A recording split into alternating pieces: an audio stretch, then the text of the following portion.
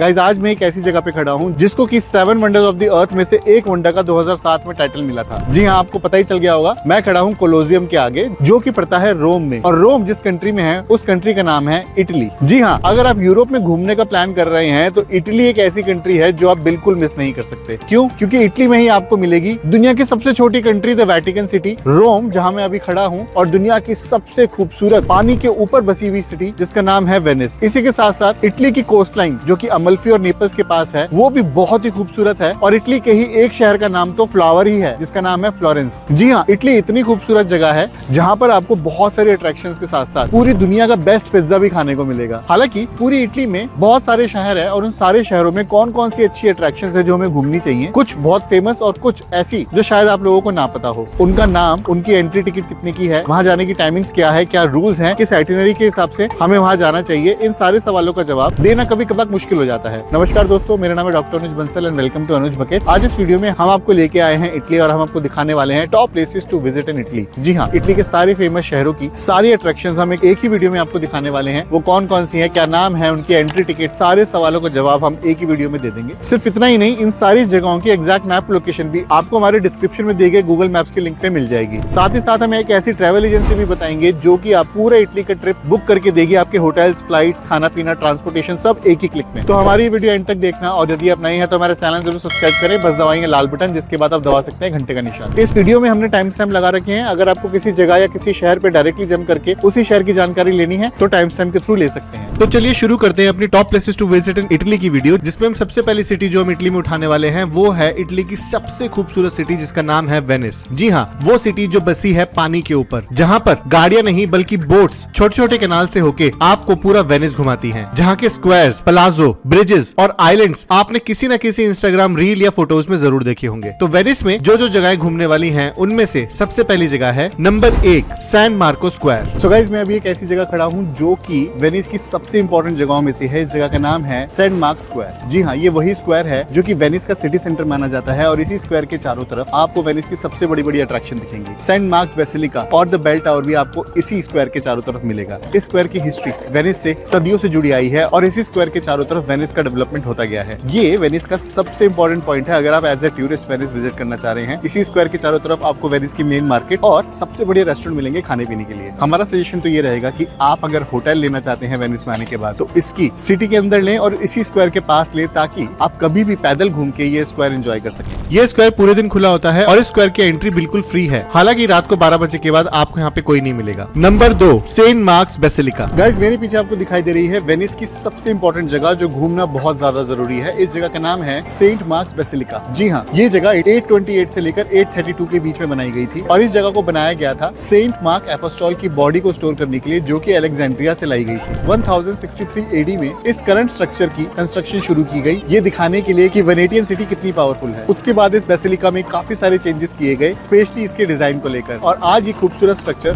दुनिया भर के टूरिस्ट के लिए खुला हुआ है, जो कि आप अंदर से भी देख सकते हैं। वेनिस में सेंट मार्क्स बेसिलिका से ज्यादा खूबसूरत बिल्डिंग मैंने नहीं देखी, इसलिए one of the most important structure है जो कि आपको वेनिस में जरूर विजिट करना चाहिए, क्योंकि यही सेंट मार्क स्क्वायर का सेंटर पॉइंट है। सेंट मार्क बेसिलिका खुला होता है सुबह 9:30 बजे से लेकर शाम को 5 बजे तक, और यहाँ की एंट्री फीस है 3 यूरो पर पर्सन की। हालांकि यहाँ की स्किप द लाइन 6 यूरो की पड़ती है। नंबर 3 सेंट मार्क्स चैपलिन या फिर बेल टावर। गाइज, मेरे पीछे जो आपको इतना ऊंचा टावर दिख रहा है ना, इस टावर का नाम है द सेंट मार्क्स चैपलिन, और इसे वेनिस का बेल टावर के नाम से भी जाना जाता है। पियाजा सैन मार्को यानी कि सेंट मार्को स्क्वायर का सबसे ऊंचा टावर है ये बेल टावर, और ये टावर वैसे तो 9th सेंचुरी में बनवाया गया था, लेकिन उसके बाद इसका डेवलपमेंट होता रहा, और जो करंट स्ट्रक्चर आज आप यहाँ पे देख सकते हैं वो बनवाया गया था 16वीं सदी में। इस बेल टावर की सबसे खास बात यह है कि हर घंटे आज भी इस बेल टावर में बेल्स बजती हैं, और आप एक टिकट लेके इस बेल टावर के ऊपर तक भी जा सकते हो। यहाँ से पूरे वेनिस का जो स्काईलाइन व्यू मिलता है वो एकदम अनपैरेलल है और कहीं से नहीं मिलता। और वेनिस का ये बेल टावर इतना शानदार लाल स्ट्रक्चर है जो कि आपको वेनिस में घूमते हुए कहीं से भी दिख जाएगा। सैन मार्को स्क्वायर का सबसे जबरदस्त स्ट्रक्चर है यहाँ का बेल टावर, और इसके अंदर जाने के बाद आज भी आपको यहाँ पे बहुत ही फेमस स्टैचूज दिखाई देंगे, जो कि है माइकल, गैब्रियल और रफाएल के। इस टावर की टाइमिंग है सुबह 9:30 बजे से लेकर रात को 9 बजे तक की, और अगर आप इस टावर के टॉप पे जाना चाहते हो तो इसकी एंट्री फीस आपको पड़ेगी 10 से 15 यूरो की। Number 4 Doge's palace. तो गाइज, हमारी अगली जगह है वेनिस का एक और फेमस जगह। इस जगह का नाम है द डॉज पैलेस। ये जगह भी वेनिस के बीचों बीच सैन मार्को स्क्वायर में खड़ी है। ये जगह आपको सोचने पे मजबूर कर देगी, क्या सच में इंसान इतना खूबसूरत पैलेस बना सकता है। 14वीं सेंचुरी के दौरान इस जगह पर द डॉज ऑफ वेनिस रहा करते थे। डॉज पैलेस के अंदर जाने के बाद आज के समय इस जगह पर आपको डॉज चेम्बर्स, यहाँ के जुडिशियल ऑफिसेज और वेनिस का हिस्ट्री और कल्चर जानने को मिलेगा। इस जगह पर अक्सर आपको काफी भीड़ मिलेगी, इसीलिए इसकी टिकट प्री बुक करा कर आए। डॉज पैलेस की टाइमिंग है सुबह 9 बजे से लेकर शाम को 6 बजे तक की और यहाँ की एंट्री फीस 25 यूरो से शुरू हो जाती है। यहाँ पर आप वॉकिंग टूर भी ले सकते हैं, जिसमें एक गाइड आपको पूरे डॉज पैलेस के बारे में सब कुछ बताता हुआ चलेगा। इस वॉकिंग टूर में आपको बहुत मजा आने वाला है। Number 5, gondola ride. तो गाइस, जो अगली चीज जो सबसे इंपॉर्टेंट है और आपको वेनिस में जरूर करनी चाहिए, वो है यहाँ की गंडोला राइड। जी हाँ, गंडोला राइड जिसमें मैं अभी बैठा हूँ, ये आपको वेनिस की स्ट्रीट्स के बीचों बीच ले जाती है और वेनिस का असली कल्चर दिखाती है। हम सबको पता है भाई, वेनिस में गाड़ियां नहीं चलती, बल्कि पूरा वेनिस पानी पे बसा है और यहाँ के स्ट्रीट्स में चलती हैं बोट। और इन्हीं स्ट्रीट्स को देखने के लिए आप वेनिस की हिस्टोरिकल बोट की एक राइड ले सकते हैं, जिसे गंडोला बोला जाता है। ये आपको पूरा वेनिस दिखाएगी और इनफैक्ट वेनिस का असली कल्चर दिखाएगी वेनिस के अंदर ले जाकर। वेनिस की गंडोला राइड करते हुए आप देखेंगे कि कैसे वेनिस का लोकल ट्रांसपोर्ट पानी के जरिए करा जाता है और कैसे पतली पतली नैरो गलियों में से ये बड़ी बड़ी गंडोलास निकाली जाती हैं बहुत ही आराम से। वेनिस की ये गंडोला राइड तकरीबन आधे घंटे की होती है। इसे आप 4 से 5 के ग्रुप में कर सकते हैं और अगर आप एक पूरी बड़ी फैमिली है तो आप पूरी गंडोला अपने लिए आराम से बुक कर सकते हैं। गंडोला की टिकट आपको शेयरिंग में पड़ेगी 30 यूरो की और पूरे गंडोला की आपको टिकट पड़ेगी 80 यूरो की। और गंडोला राइड करने की टाइमिंग है सुबह 9 बजे से लेकर शाम को 7 बजे तक की। Number 6, grand canal. तो गाइस, जो सबसे मेन जगह है वेनिस की जो आपको कवर करनी, बिल्कुल मिस नहीं करनी, वो है यहाँ का ग्रैंड कैनाल। जी हाँ, वेनिस आपको पता ही है पानी पे बसा है और इसके बीचों बीच से ग्रैंड कैनाल होता हुआ जाता है, जिससे मेन यहाँ की सारी बोट, सरकारी बोट और मेन फेरीज चलती हैं। जहाँ पर उसको एक्सप्लोर भी जरूर करना भाई। एक्सप्लोर करने का सबसे बढ़िया तरीका है यहाँ की वाटर टैक्सी, लेकिन वाटर टैक्सी काफी एक्सपेंसिव होती है, इसलिए इट्स बेटर कि आप इसको या तो अपने टर्बो पास में इंक्लूडेड ग्रैंड कैनाल टूर कर लो, वहां से एक्सप्लोर कर सकते हो, या फिर आप यहाँ की सरकारी फेरी की टिकट जो ले रखी है उससे सरकारी फेरी में घूमो। भैया, इस ग्रैंड कैनाल से वेनिस के जो सबसे बढ़िया नजारे होते हैं ना, वो दिखते हैं। अर्ली मॉर्निंग करोगे तो सबसे ज्यादा मजा आएगा भैया।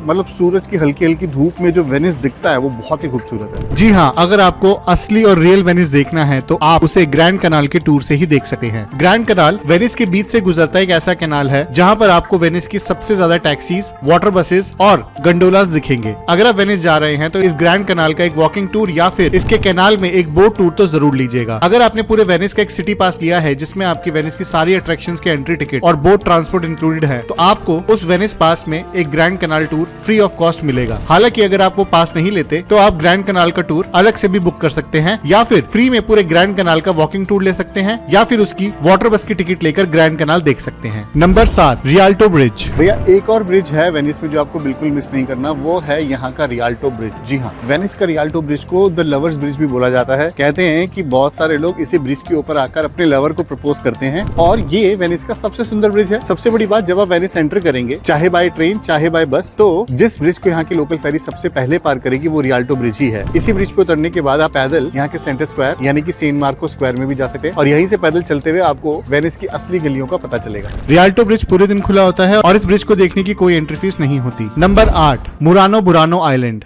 जी हाँ, वेनिस में 2 ऐसे आइलैंड हैं जो पूरे वेनिस में सबसे ज्यादा फेमस हैं। वेनिस के मेन सिटी के साथ आपको ये दोनों आइलैंड भी घूमने चाहिए, जिसका नाम है मुरानो और बुरानो आइलैंड। इन आइलैंड्स की सबसे खास बात ये है कि नंबर 1, ये दोनों आइलैंड आप एक ही टूर में कर सकते हैं और नंबर 2, इन दोनों आइलैंड की अपनी अपनी स्पेशलिटी है जो हमने वहां जाकर पता करी। तो गाइस, मुरानो आइलैंड में बहुत सारी जगहें हैं देखने के लिए, लेकिन उनमें से एक सबसे इम्पोर्टेंट जगह है ये बेसिलिका दे सेंटी मारिया ए डोनातो। जी हाँ, मुरानो आइलैंड का अगर कल्चरल हेरिटेज जानना है तो इस बेसिलिका को जरूर देखें। डेफिनेटली इस आइलैंड में ग्लास मेकिंग देखने लोग आते हैं, लेकिन इस आइलैंड की हिस्ट्री आपको इस बेसिलिका में आके ही पता चलेगी। जी हाँ, मुरानो आइलैंड की जो सबसे फेमस चीज है वो है यहाँ की ग्लास स्कल्पचर्स बनते हुए देखना। यहाँ के ग्लास मेकिंग पूरे दुनिया भर में फेमस है और इसी वजह से मुरानो आइलैंड फेमस है, जिसके एकदम बाद हम चले गए अपना अगला स्टॉप बुरानो आइलैंड। आपने कई जगह पर फोटोज पे या फिर इंस्टाग्राम पे देखा होगा कि लाइन से बहुत कलरफुल हाउसेज लगे हैं और उनके बीच में गाड़ियों की जगह एक वाटर स्ट्रीम बह रही है। जी हाँ, वो जगह इटली की बुरानो आइलैंड ही है। वैसे तो ये आइलैंड बहुत बड़ा नहीं है, लेकिन वेनिस के सारे मछुआरों का एक सेपरेट आइलैंड है, जिसमें यहाँ पे हर घर के पास एक बोट होती है। यहाँ के सारे कलरफुल हाउसेज अलग अलग नियॉन पेंट से पेंट किए गए हैं और सनराइज और सनसेट के समय तो ये जगह बहुत ही खूबसूरत लगती है। बुरानो आइलैंड के किसी ब्रिज के ऊपर खड़े होकर फोटो खिंचवाना आपकी लाइफ टाइम की बहुत बड़ी मेमोरी बनेगा। और ये पूरा का पूरा आइलैंड एक मार्केट की तरह है, जिसमें इतने सुंदर आइलैंड को घूमते घूमते आप यहाँ का बेल टावर देखिए, बहुत सारे सोवेनियर्स खरीदने की शॉप्स है और बहुत ही बढ़िया सी फूड और इटालियन फूड आपको बुरानो आइलैंड में खाने को मिलेगा।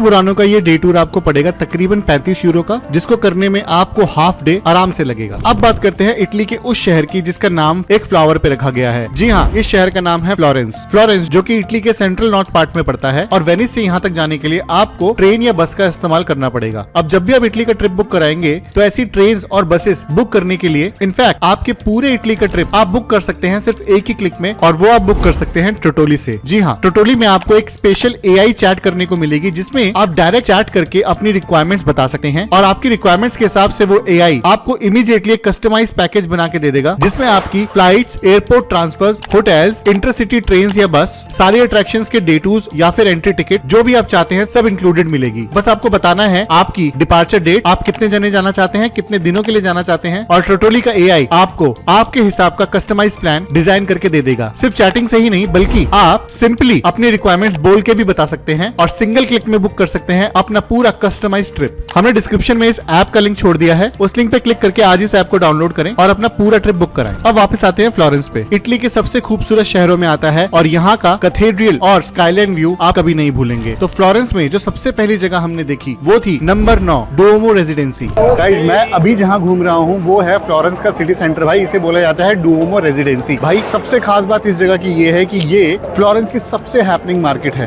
पहली बात तो यहाँ पे कोई गाड़ियां नहीं चल सकती, कोई भी व्हीकल नहीं आ सकता, तो आपको ये पूरे एरिया पैदल ही कवर करना पड़ेगा और इसी का मजा है क्योंकि यहीं पर आपको फ्लोरेंस की सबसे बड़ी मार्केट मिलेगी और साथ ही साथ फ्लोरेंस का कैथेड्रल, यहाँ का बेल टावर, यहाँ की सोविनियर मार्केट, सब कुछ एक ही जगह पर है। वो है ये डुओमो रेजिडेंसी। भाई जब भी फ्लोरेंस आओगे ना यहाँ पर आराम से 1.5-2 घंटे बिताना, क्योंकि शॉपिंग भी यहाँ कर सकते हो, सबसे बढ़िया खाने पीने की जगह भी यहीं पर है और सबसे बढ़िया अट्रैक्शन पूरे फ्लोरेंस की वो भी यहाँ पर है। तो ये जगह तो मिस करनी बिल्कुल नहीं बनती। फ्लोरेंस की डुओमो रेजिडेंसी पूरे दिन खुली होती है और यहाँ आने की कोई फीस नहीं लगती। Number 10 Santa Maria cathedral. भाई ये इटली की सबसे बड़ी कैथेड्रल में से एक है और फ्लोरेंस की सिटी सेंटर का सबसे बड़ी अट्रैक्शन है ये कैथेड्रल। इसको तकरीबन 13वीं सदी में बनाना शुरू किया था, जो कि कंस्ट्रक्ट किया गया है गॉथिक स्टाइल में, और ये एक यूनेस्को वर्ल्ड हेरिटेज साइट है। इस कैथेड्रल को डुओमो के नाम से भी जाना जाता है, जो कि तकरीबन 152 मीटर्स ऊंचा है और 92 मीटर्स चौड़ा है। इतनी ब्यूटीफुल कंस्ट्रक्शन आपको पूरी इटली में और कहीं देखने को नहीं मिलेगी। सेंटा मारिया कैथेड्रल की एंट्री टिकट बिल्कुल फ्री है, लेकिन अगर आपको इसके टॉप पे, इसके डोम पे जाना है तो आपको इसकी टिकट देनी पड़ेगी 25 यूरो की, और यहाँ की टाइमिंग है सुबह 10:15 बजे से लेकर शाम को 4 बजे तक की। Number 11 the bell tower. तो गाइस मेरे पीछे जो आपको इतना लंबा टावर दिख रहा है ना, इस टावर का नाम है चैपलिन द गियोटो। जी हाँ, गियोटो का बेल टावर, जो कि फ्लोरेंस के कैथेड्रल के बिल्कुल बगल में है। जी हाँ, ये बेल टावर में हर घंटे जो बेल बजती है उसको सुन के ही आपको एक्चुअली में एहसास होगा कि आप फ्लोरेंस घूमने आ गए हैं। सबसे अच्छी बात यह है कि इस बेल टावर की आप टॉप फ्लोर पे भी जा सकते हैं, जिसमें आपको तकरीबन 414 सीढ़ियां चढ़नी पड़ेंगी। हालांकि ऊपर चढ़ने के बाद आपको जो पूरे फ्लोरेंस का स्काईलाइन व्यू मिलेगा वो आपको और कहीं से शायद नहीं मिल सकता, और फ्लोरेंस के एक्चुअल सिटी सेंटर में घूमते हुए इस बेल टावर पे चढ़ना तो बनता है। फ्लोरेंस के इस बेल टावर की टिकट है 12 यूरो की, जिससे आप इसके टेरिस पे जा सकते हैं, और यहाँ की टाइमिंग है 8:15 बजे से लेकर शाम को 7 बजे तक की। नंबर 12 पोंते वेकियो। जी हाँ, फ्लोरेंस की आर्नो रिवर के ऊपर बसा है ये ब्रिज। अगर आप हिस्ट्री लवर हो ना तो आपको फ्लोरेंस आने के बाद पोंते वेकियो का ये ब्रिज बहुत पसंद आने वाला है, क्योंकि ये फ्लोरेंस का बहुत ही पुराना ब्रिज है और यहाँ पर आपको पता चलेगा कि फ्लोरेंस का इतिहास क्या है। इस ब्रिज के ऊपर आपको बहुत सारी ज्वेलरी शॉप मिलेंगी, बुटीक्स मिलेंगे, परफ्यूम्स की शॉप्स मिलेंगी, और इस ब्रिज के बीचों बीच जाकर आप आर्नो रिवर का एक बहुत ही बढ़िया व्यू ले सकते हैं। इसी के साथ साथ इसी ब्रिज के बगल में बहुत लंबा पाथवे भी बना हुआ है, जहाँ पर आपको फ्लोरेंस की सबसे हैपनिंग नाइट भी देखने को मिलेगी। इसलिए जब भी फ्लोरेंस आए पोंते वेकियो एक ना एक बार विजिट जरूर करना। पोंते वेकियो का ब्रिज पूरे दिन खुला होता है और यहाँ की कोई एंट्री फीस नहीं होती। हालांकि यहाँ की मार्केट की टाइमिंग है सुबह 10 बजे से शाम को 7 बजे तक की। Number 13 Palazzo Vecchio. तो गाइस हमारी अगली जगह जो आपको फ्लोरेंस में बिल्कुल मिस नहीं करनी वो है ये स्क्वायर। इस जगह का नाम है दी वकियो स्क्वायर। जी हाँ, और इसे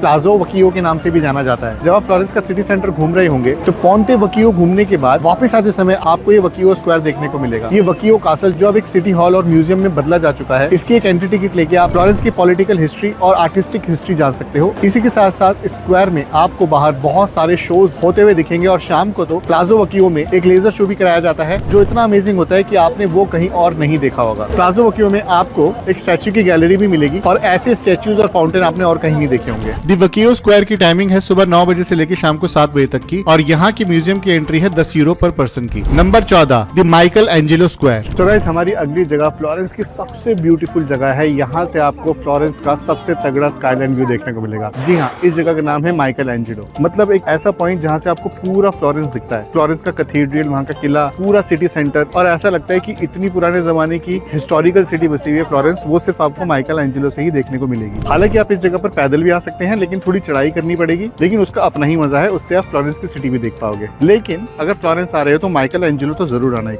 बार। माइकल एंजेलो स्क्वायर की टाइमिंग है सुबह 8 बजे से लेकर रात को 12 बजे तक की, और यहाँ आना बिल्कुल फ्री है। Number 15 hop and hop bus service of Florence. So guys, मैंने अपनी हॉप एंड हॉप की टिकट ले ली है। यहाँ पर हमने जो टर्बो पास बुक किया था उसमें हॉप एंड हॉप इंक्लूडेड था, लेकिन उस पास को ऑनलाइन लेने के बाद आपको यहाँ पर फ्लो टू टस्कनी के इस ऑफिस में आना पड़ेगा, जो कि फ्लोरेंस के सिटी सेंटर में घूमते घूमते मिलेगा। मैं लोकेशन जो है अपनी मैप वाली लिस्ट में डाल दूंगा और यहाँ से आपको हॉप एंड हॉप की टिकट मिलेगी, पिसा की टिकट मिलेगी, या जो भी आपने बुकिंग कराई है अपने टर्बो पास में उन सबकी टिकट यहीं से मिलेगी। उसके बाद आप सारी जगह विजिट करने जाओगे। तो चलिए अपनी हॉप एंड हॉप बोर्ड करते हैं, लेट्स गो। जी हाँ, फ्लोरेंस की hop and hop bus service वो बस है जो कि आपको पूरा फ्लोरेंस एक साथ घुमा देती है। जी हाँ, फ्लोरेंस की सबसे बड़ी बड़ी अट्रैक्शंस आप यहाँ की होहो बस सर्विस लेकर देख सकते हैं। इस होहो बस सर्विस में आपको दो रूट मिलेंगे, एक ग्रीन रूट और एक रेड रूट, और एक रूट कवर करने में आपको 2 से 2.5 घंटे लग सकते हैं। हमारा सजेशन रहेगा कि आप ये होहो बस सर्विस 2 दिन की लीजिएगा, ताकि आप पूरा फ्लोरेंस आराम से घूम पाए। हालांकि हमने जब फ्लोरेंस की hop and hop bus service ली थी तो वो हमारे फ्लोरेंस के सिटी पास में इंक्लूडेड थी। फ्लोरेंस की होहो बस सर्विस आपको पड़ेगी तकरीबन 25 यूरो की, जिसमें एक दिन में आप पूरा फ्लोरेंस घूम सकते हैं। और इस बस की टाइमिंग है सुबह 9 बजे से लेकर शाम को 6 बजे तक की। नंबर 16, मिलान। अब इटली का एक और ऐसा शहर है जो इटली के नॉर्थ में पड़ता है और जो आप बिल्कुल मिस नहीं कर सकते, और उस शहर का नाम है मिलान। जी हाँ, इटली का मिलान एक इंटरनेशनली रिकॉग्नाइज्ड शहर है, जिसे आप इटली की फैशन कैपिटल बोल सकते हैं। इस जगह पर आपको बहुत सारे इंटरेस्टिंग म्यूजियम और अट्रैक्शंस देखने को मिलेंगी। मिलान की सबसे बड़ी एडवांटेज है कि वो एक छोटी सिटी होने के साथ साथ बड़ी सिटीज के सारे एडवांटेजेस आपको प्रोवाइड करती है। यहाँ की सबसे बड़ी अट्रैक्शन में आता है डुओमो दे मिलानो, ओपेरा हाउस और यहाँ की बहुत ही सुंदर कैसल। मिलान में आपको कई सारे सुंदर इटालियन लेक्स भी देखने को मिलेंगे, इसलिए अगर आप इटली आ रहे हैं तो आप मिलान बिल्कुल मिस मत कीजिएगा। नंबर 17, पिसा। जी हाँ, इटली की वो जगह जो कि पूरे वर्ल्ड में सबसे ज्यादा फेमस है। आई एम श्योर आपने कभी ना कभी द लीनिंग टावर ऑफ पिसा का नाम जरूर सुना होगा। दुनिया का एकमात्र ऐसा टावर जो कि एक तरफ झुका हुआ है, और लीनिंग टावर ऑफ पिसा भी फ्लोरेंस के पास पिसा शहर में पड़ता है। पिसा घूमने के लिए आप फ्लोरेंस, वेनिस या रोम से डे टूर कर सकते हैं, जिसमें आप एक दिन में पूरा लीनिंग टावर ऑफ पिसा, वहाँ का कैथेड्रल और वहाँ का मिरेकल स्क्वायर घूम सकते हैं। हालांकि अगर आप पिसा में स्टे लेना चाहें तो आप पिसा के शहर में स्टे भी ले सकते हैं, लेकिन हमने द लीनिंग टावर ऑफ पिसा का डे टूर ही बुक किया था, जो कि हमने फ्लोरेंस से बुक किया था, और हम पहुंच गए थे वहाँ का कैथेड्रल और मिरेकल ऑफ स्क्वायर देखने के लिए। तो गाइस, जो मेरे पीछे दिख रहा है आपको,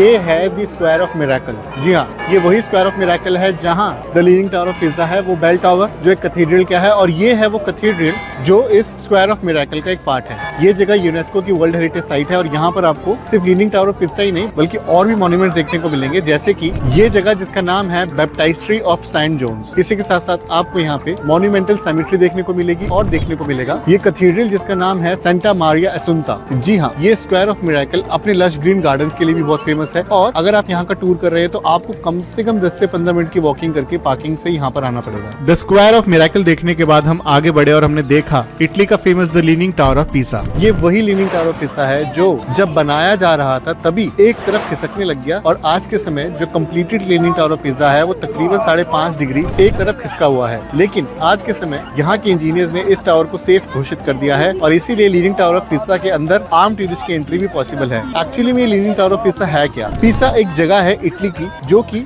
इटली के शहर फ्लोरेंस के पास पड़ती है, और उसी पिसा का एक कैथेड्रल है, और हर कैथेड्रल में जैसे बेल टावर होता है, ये पिसा कैथेड्रल का बेल टावर ही है, जिसे द लीनिंग टावर ऑफ पिसा बोला जाता है। बस इस बेल टावर की खास बात ये है कि बाकी बेल टावर की तरह ये स्क्वायर शेप में नहीं बल्कि राउंड शेप में है, और दिन में एक बार लीनिंग टावर ऑफ पिसा की बेल भी सुनाई आपको दे सकती है, जैसे कि अभी सुनाई दे रही है। और आप इस टावर के टॉप पे भी जा सकते हैं एक स्पेशल टिकट लेकर, जिसके लिए आपको तकरीबन 280 सीढ़ियां चढ़नी पड़ेंगी, और उसके बाद आपको इस पूरे कैथेड्रल का और पिसा का एक बहुत ही बढ़िया स्काईलाइन व्यू दिखेगा। लीनिंग टावर ऑफ पिसा की कैथेड्रल की कोई एंट्री फीस नहीं है। हालांकि अगर आप उस टावर के ऊपर जाना चाहते हैं तो आपको 25 यूरो की टिकट देनी पड़ेगी। Number 18, Naples. जी हाँ, इटली के साउथ में एक ऐसा शहर है जहाँ से कि आप पूरी दुनिया का सबसे बेस्ट पिज्जा खा सकते हैं, और साथ ही साथ एक सुंदर शहर घूमने को मिलेगा। तो नेपल्स में जो सबसे पहली जगह हमने देखी वहाँ का रॉयल पैलेस ऑफ नेपल्स। जी हाँ, नेपल्स के सबसे पॉपुलर प्लेसेस में है वहाँ का रॉयल पैलेस, जो कि दी प्लेबिसितो स्क्वायर या फिर दी पियाजा देल प्लेबिसितो में पड़ता है। ये स्क्वायर नेपल्स का सबसे फेमस स्क्वायर्स में से एक है, और न्यू ईयर के टाइम तो इस पूरे स्क्वायर में आप पूरा पार्टी माहौल देखेंगे, और आप देखेंगे कि कैसे नेपल्स में न्यू ईयर सेलिब्रेट किया जाता है फायरवर्क्स के साथ। नंबर 19, पिज़्ज़ेरिया दे माइकेल। जी हाँ, अगर हम नेपल्स आए हैं तो दुनिया का बेस्ट पिज्जा खाना कैसे मिस कर दें, और वही खाने के लिए हम पहुंच गए थे एक ऐसी जगह जहाँ पर दुनिया का सबसे बेहतरीन पिज्जा आप खा सकते हैं। ये जगह नेपल्स में सबसे ज्यादा विजिट की जाने वाली जगहों में से एक है, और यहाँ पे स्पेशली लोग सिर्फ यहाँ का पिज्जा टेस्ट करने आते हैं। जब भी आप पिज़्ज़ेरिया दे माइकल रेस्टोरेंट आएंगे तो हो सकता है कि वहाँ पर आपको लंबी वेटिंग करनी पड़े, लेकिन इस पिज्जा की सबसे खास बात यह है कि ये आपको बहुत ही सस्ते में मिल सकता है। यहाँ का पिज्जा आप सिर्फ 5 यूरो में ट्राई कर सकते हैं, और हमने भी वही किया, और अपना नंबर आने के बाद हम बैठ गए वहाँ का पिज्जा ट्राई करने। सो गाइस, हम अपने पिज़्ज़ेरिया में हमें टेबल मिल चुकी है, नंबर आ गया था हमारा, बहुत जल्दी आ गया था, 7 नंबर आ गया था। और हमने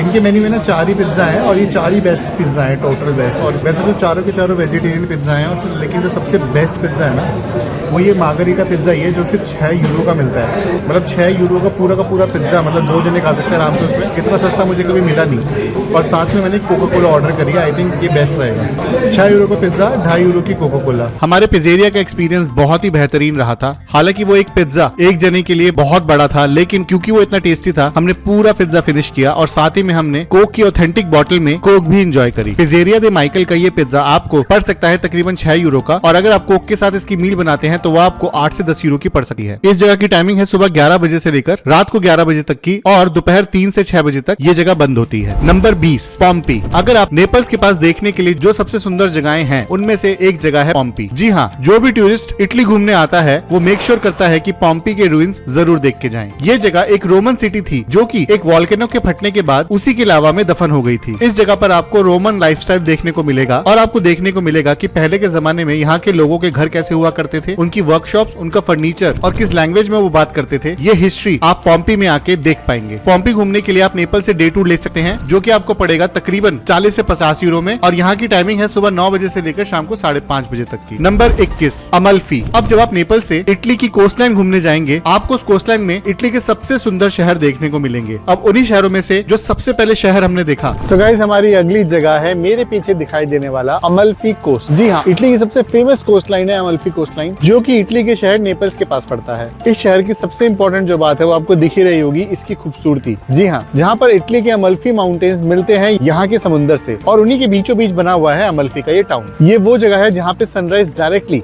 आपके ऊपर आती है, और आप उसको सर्दियों और गर्मियों दोनों में एंजॉय कर सकते हैं। भाई जैसे ये जगह देख के लग रही है, वैसे ये बात बिल्कुल सच है कि अमल्फी बेस्ट जगह है कपल्स के आने के लिए। वैसे तो यहाँ पर आप 2 दिन का स्टे भी ले सकते हो। हालांकि अगर आपके पास इतना टाइम नहीं है तो नेपल से आप डे टूर करके भी अमल्फी आ सकते हो, जिसमें आपको अमल्फी, पोसितानो और सेरेंटो टाउन तीनों जगह घुमाई जाएंगी। साथ ही साथ अगर आप बड़ा डे टूर कर लेना चाहते हैं तो आपको बीच में पॉम्पी भी घुमाया जाएगा, क्योंकि एक तो यहाँ की स्ट्रीट्स इतनी रिच है, वहाँ घूमते घूमते आपको यहाँ की सोवेनियर्स खरीदने को मिलेंगे, शॉपिंग कर सकते हो। दूसरा, यहाँ के बीच पे बैठकर चाहे गर्मियां हो चाहे सर्दियां, आप समुद्र का मजा ले सकते हो। तीसरा, यहाँ पे बहुत सारे बीच कैफे हैं जहाँ बैठकर आप यहाँ की कॉफी एंजॉय कर सकते हो। तो ऑल इन ऑल ये फुल पैकेज है। अगर आप ट्रैवल करना चाह रहे हैं इटली में तो Amalfi is the best place to travel. Number 22, Positano. So guys हमारी अगली जगह जो है वो है द टाउन ऑफ पोसितानो। जी हाँ, इटली का एक और मशहूर टाउन जो कि अमल्फी कोस्ट में बसता है, और इस टाउन का नाम है पोसितानो। इस टाउन के बारे में सबसे खास बात क्या है? सबसे पहले तो ये जगह अमल्फी कोस्ट के ओशन और अमल्फी कोस्ट के माउंटेन के बीच में बसी हुई है, इसीलिए पोसितानो टाउन एक होटलियर टाउन है, यानी कि यहाँ पे होटल्स बहुत सारे हैं। ये जगह यूज की जाती है टूरिस्ट के द्वारा रहने के लिए। दूसरी खास बात पोसितानो की ये है कि ये एक हिस्ट्री टाउन है, यानी कि यहाँ की सरकार ने यहाँ की बिल्डिंग्स को बाहर से पेंट करने के लिए एक स्पेशल रूल बना रखा है, जिससे इस पूरे टाउन की हिस्ट्री और कल्चर प्रिजर्व रह सके। पोसितानो का ये टाउन जब आप एक साथ पूरी पहाड़ी पे बसा देखेंगे, तब आपको पोसितानो की हिस्ट्री की झलक दिखाई देगी। तो जब भी आप अमल्फी कोस्ट या फिर सोरेंटो घूमने आ रहे हैं इटली के, तो रास्ते में पोसितानो शहर भी जरूर देखें, क्योंकि इस शहर की हिस्टोरिकल लेन घूमते हुए आपको बहुत मजा आएगा। यहाँ के फ्रूट्स और यहाँ की सोवेनियर शॉपिंग में आप जरूर खो जाएंगे। Number 23, Sorento. सो गाइस हमारी अगली जगह जो है वो इटली की बहुत ही फेमस जगहों में से है, और नेपल्स के सबसे पास पड़ती है। जी हाँ, नेपल से तकरीबन 1 घंटे की दूरी पर आप ये जगह मिलेगी, जिस जगह का नाम है सोरेंटो। जी हाँ, सोरेंटो इटली की सबसे सुंदर कोस्टल लाइंस में से एक है, और यहाँ पे सबसे ज्यादा फेमस चीज जो है वो है यहाँ का लेमन चेलो। जी हाँ, सोरेंटो के नींबू यानी कि लेमन सबसे ज्यादा फेमस होते हैं, यहाँ तक कि आपको यहाँ पर तरबूज के साइज के लेमन भी दिख जाएंगे। तो इसी वजह से यहाँ पे लेमन की ड्रिंक्स और लेमन से बनी हुई अल्कोहल सबसे ज्यादा बिकती है। हालांकि सोरेंटो की कोस्टल लाइन बहुत ही खूबसूरत है, और बहुत सारे ट्रैवलर्स सोरेंटो में भी अपना स्टे लेते हैं ताकि यहाँ की ब्यूटी, सी और यहाँ की हॉस्पिटैलिटी एंजॉय कर सकें। सोरेंटो एक छोटी सी सिटी है, जिसे घूमते हुए आपको यहाँ की मार्केट्स भी दिखेंगी, और यहाँ की पतली पतली गलियों को एक्सप्लोर करने में आपको बहुत ज्यादा मजा आएगा। इटली की इस कोस्ट लाइन जिसमें आपको अमल्फी, पोसितानो, सोरेंटो और केप्री शहर घूमने को मिलेगा, ये सारी जगहें आप एक डे टूर से कर सकते हैं, जो कि आपको पड़ेगा तकरीबन 100 यूरो से 120 यूरो का। Number 24, capri. जी हाँ, अमल्फी कोस्ट का एक बहुत ही बेहतरीन पार्ट है केप्री टाउन। ये इटली के सबसे बेहतरीन आइलैंड्स में से एक आइलैंड है। इस जगह पर आप एक बहुत ही सुंदर लैंडस्केप, यहाँ के रंग बिरंगे घर, बीचेस और माउंटेन्स देखेंगे। अगर आपके ट्रैवल पैकेज जिसमें केप्री इंक्लूडेड है, तो आपने इटली की सबसे सुंदर जगहों में से एक जगह घूमना डिसाइड किया है। केप्री में आप एक रोपवे लेकर उसकी पहाड़ी के सबसे ऊंचे एरिया पे भी जा सकते हैं, जहां से आपको केप्री का एक बहुत ही सुंदर स्काईलाइन व्यू देखने को मिलेगा। इस जगह में सबसे बड़ी अट्रैक्शंस है यहाँ का द ब्लू ग्रोटो, जिसमें आप देखेंगे कि पानी के ऊपर एक ऐसी सबबीम पड़ती है जिससे यहाँ का पानी चकाचौंध हो जाता है, और ये फिनोमिना आपको सिर्फ केप्री में देखने को ही मिलेगा। केप्री के टूर आपको पड़ सकते हैं तकरीबन 60 से 100 यूरो तक के, और इस जगह को घूमने में आपको पूरा दिन लग सकता है। अब बात करते हैं इटली के कैपिटल शहर रोम की। जी हाँ, रोम वो शहर जो कि पूरी दुनिया भर में अपनी वेटिकन सिटी, अपने कोलोसियम और अपने रोमन इंफ्रास्ट्रक्चर के लिए सबसे ज्यादा फेमस है। तो इटली की कैपिटल सिटी रोम कवर करना तो बनता था, जिसमें हमने सबसे पहली जगह घूमी रोम का famous number 25 Colosseum. So guys, मेरे पीछे आप देख सकते हो रोम का सबसे मैग्निफिसेंट स्ट्रक्चर। जी हाँ, इस जगह का नाम है द कोलोसियम। कोलोसियम एक ओवल शेप टाइम के थिएटर है जो कि पुराने जमाने में तकरीबन 80,000 लोगों को अकोमोडेट कर सकता था। इस जगह में पुराने जमाने में बहुत सारी फाइट्स हुआ करती थी। ग्लैडिएटर्स फाइट, ग्लैडिएटर मूवी, सब इसी रोमन एम्पायर के कोलोसियम पे बेस्ड है। रोम में बसने वाले इस कोलोसियम की हिस्ट्री तकरीबन 2000 साल पुरानी है, और आज के समय भी आप इस कोलोसियम के अंदर जा सकते हैं, इसके अंडरग्राउंड पाथवे को एक्सेस कर सकते हैं और रोमन एम्पायर के इस ग्रैंडोर की फील ले सकते हैं। 7 जुलाई 2007 को इस जगह को the wonder of the world का टाइटल भी मिल चुका है, और आज के समय ये जगह रोम की सबसे ज्यादा विजिट की जाने वाली जगह है। इस कोलोसियम में हर साल तकरीबन 3 मिलियन टूरिस्ट आते हैं, और ये रोम की सबसे बड़ी टॉप अट्रैक्शंस में से एक है, इसलिए इसे मिस करना नहीं बनता। कोलोसियम की एंट्री टिकट आपको पड़ेगी तकरीबन 18 यूरो की, और यहाँ की टाइमिंग है सुबह 8:30 बजे से लेकर शाम को 7 बजे तक की। Number 26 Roman form. गाइस, हमारी अगली जगह है रोम की फेमस रोमन फरम। जी हाँ, रोम का कोलोसियम जब आप देखने आएंगे तो वहीं आपको रोमन फरम देखने को मिलेगा। अभी रोमन फरम जगह क्या है भाई? रोमन एम्पायर का सबसे मैग्निफिसेंट स्ट्रक्चर था कोलोसियम, जो कि उन्होंने रोमन फरम में ही बनाया था। ये जगह यूज की जाती थी पब्लिक गैदरिंग्स के लिए, पॉलिटिकल इवेंट्स के लिए, इलेक्शन कराने के लिए, और इसी जगह पर आपको रोमन एम्पायर के सबसे बड़े बड़े टेम्पल्स, चर्चेज और यहाँ देखने के लिए म्यूजियम भी मिलेंगे। हालांकि आज के टाइम पे रोमन फरम एक रूइंस में बदल गया है, यानी कि खंडर में बदल गया है, लेकिन उसके बावजूद ये रोम की सबसे ज्यादा विजिट किए जाने वाली जगहों में से एक है। इस जगह पे हर साल तकरीबन 4.5 मिलियन विजिटर्स आते हैं, और अगर आप सीजन के टाइम पे आ रहे हैं तो यहाँ पे आपको सबसे ज्यादा भीड़ मिलेगी। जी हाँ, रोमन फरम एक बहुत ही बड़ी जगह है जिसे घूमने में आपको 2 से 3 घंटे लग सकते हैं। यहाँ पर देखने वाली रोमन फरम का पैलेंटाइन हिल, जहाँ से आपको पूरे रोम का एक बहुत ही अच्छा स्काईलाइन व्यू देखने को मिलेगा। रोमन फरम में ही आप देख सकते हैं वहाँ का बेसिलिका दे सांता मारिया इन आर्कियोली, और यहीं पर आप देखेंगे यहाँ की मर्मेंटाइन प्रिजन। रोमन फरम एक व्हीलचेयर फ्रेंडली जगह नहीं है, इसे आपको पूरी तरह पैदल ही घूमना पड़ेगा, लेकिन यहाँ पर आने के बाद आप रोमन एम्पायर की पूरी हिस्ट्री जान पाएंगे। रोमन फरम की एंट्री टिकट आपको पड़ेगी 18 से 25 यूरो की, और यहाँ की टाइमिंग है सुबह 9 बजे से लेकर शाम को 5:30 बजे तक की। Number 27 Trevi fountain. सो गाइस, हमारी अगली जगह है रोम की शायद सबसे खूबसूरत जगह, ये है यहाँ का ट्रेवी फाउंटेन। जी हाँ, रोम का एक मास्टरपीस है यहाँ का ट्रेवी फाउंटेन, और इस जगह को डिजाइन किया था निकोल साल्वी ने 18वीं सदी में। इस फाउंटेन की सबसे खास बात ये भी है कि इस फाउंटेन में बहुत सारे विजिटर्स सिक्का उछाल के डालते हैं और एक विश मांगते हैं, और ऐसा माना जाता है कि उस सिक्के की वजह से उनकी विश पूरी हो जाती है। भाई, आर्किटेक्चर मार्वल ट्रेवी फाउंटेन जो बनाया गया है, ये रोम की हिस्ट्री की गाथा गाता है और बताता है कि यहाँ का इतिहास कितना रिच हुआ करता होगा। यहाँ पे पर्यटक का जमावड़ा हमेशा लगा रहता है, इसलिए हाई सीजन के टाइम यहाँ पे भीड़ एक्सपेक्ट कीजिएगा। ट्रेवी फाउंटेन पूरे समय खुला होता है और इसे देखने की कोई फीस नहीं लगती। Number 28 Spanish steps. रोम में ये 135 स्टेप्स बटरफ्लाई की शेप में बनाए गए हैं, और ये टूरिस्ट को अट्रैक्ट करने की बहुत फेमस जगह है। बहुत सारी हॉलीवुड मूवीज है जो इन स्टेप्स पे शूट हुई हैं, जैसे कि फास्ट एंड द फ्यूरियस और मिशन इम्पॉसिबल। इसी के साथ साथ ये स्पेनिश स्टेप्स बेस्ट जगह है अगर आपको यहाँ पे street art, street dance performance या फिर पुराने स्टाइल का एक बारबेक्यू फाउंटेन देखना हो तो रोम के ये स्पेनिश स्टेप्स एक मस्ट विजिट है। अगर आपको रोम अच्छी तरह देखना है तो अपनी आइटिनरी में स्पेनिश स्टेप्स जरूर डालिएगा। सबसे अच्छी बात है कि इन स्टेप को देखने का, इन पे चढ़ने का, इन पे जाने का कोई पैसा नहीं लगता। It's totally free of cost, और एक अच्छी पिक्चरिस्टिक जगह पर सेल्फी लेने में क्या बुराई है। स्पेनिश स्टेप्स पूरे टाइम खुले होते हैं और यहाँ आने की कोई फीस नहीं लगती। Number 29 the Vatican city. तो गाइस, हम फाइनली घूमने आ गए हैं रोम का सबसे इम्पोर्टेंट पार्ट, जो कि आपको मेरे पीछे दिख रहा है। इस पार्ट का नाम है द वेटिकन सिटी। जी हाँ, दुनिया की सबसे छोटी कंट्री है वेटिकन सिटी, जो कि रोम के बीचों बीच पड़ती है। देखने में तो ऐसा लगता है जैसे रोम का ये पार्ट है, लेकिन ऐसी गलतफहमी में बिल्कुल मत रहना। वेटिकन सिटी की अपनी ही एक वॉल है चारों तरफ से, जो वेटिकन सिटी को प्रोटेक्ट करती है, और ये वही जगह है जहाँ पोप रहते हैं। हफ्ते में एक बार